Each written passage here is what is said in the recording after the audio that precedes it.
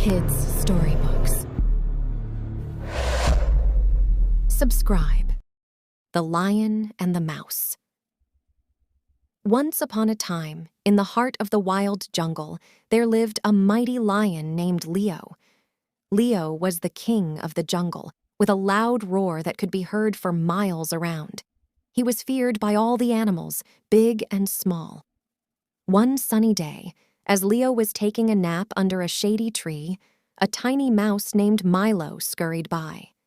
Milo was a curious and adventurous little fellow, always exploring the nooks and crannies of the jungle. As Milo was passing by, he accidentally stepped on Leo's tail. The mighty lion awoke with a start, roaring in anger. Milo, realizing his mistake, squeaked out an apology and pleaded for forgiveness. Surprisingly, Leo looked down at the tiny mouse and chuckled. "You, a tiny mouse, woke up the mighty lion. I should crush you," Leo teased, but his heart softened as he saw Milo's fear. Instead of harming Milo, Leo decided to spare him. From that day on, Leo and Milo became unlikely friends.